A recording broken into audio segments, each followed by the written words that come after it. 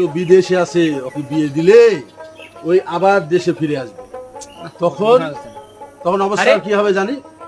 ভাইয়ানাটা বড় ভাই আসতেছে না? হ্যাঁ, ওই যে বড় ভাই, ও ভাই আসতেছে তো। তাই তো, ইকবালই তো, হ্যাঁ, ইকবালই তো।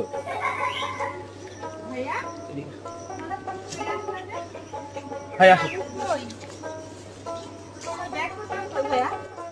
এই, আসসালামু আলাইকুম। ওয়ালাইকুম সালাম।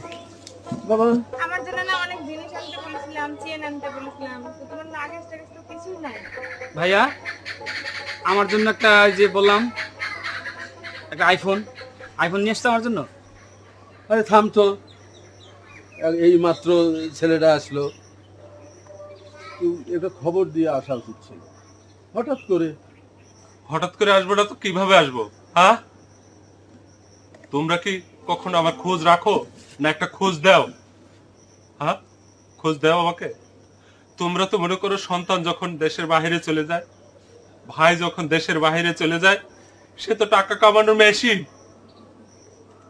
আত্মীয়তার কোনো সম্পর্ক তোমাদের মধ্যে থাকে না, রক্তের যে বাঁধন সেটা তোমাদের মধ্যে থাকে না। তোমরা খালি মনে করো যে বিদেশে গেছে কিভাবে টাকা কামাই করে দেশে পাঠাবে, সেটা চাও তোমরা।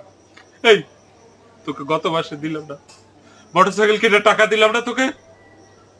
কোনোবার একটা বার খোঁজ দিস আমার যে ভাইয়া তুমি কেমন আছো? ভাইয়া আমি খোঁজ নেওয়ার অনেক বলছি, বাবাকে বলছি তুমি খোঁজ নাও, বাবা ভাই বড় ভাই খোঁজ নাও। আর থাম, তুই, তোকে দিলাম না, তোকে একটা আইফোন কিনে দেইনি? তুই কোনোদিন খোঁজ দিয়েছিস ভাইয়া কেমন আছো? আরে আমরা যারা প্রবাসে থাকি কত কষ্ট করি এটা তোমরা জানো না। কাজ করতে করতে মানুষের গাল শুনতে শুনতে আমাদের আমাদের মন বলে কিছু থাকে না, জানো তোমরা?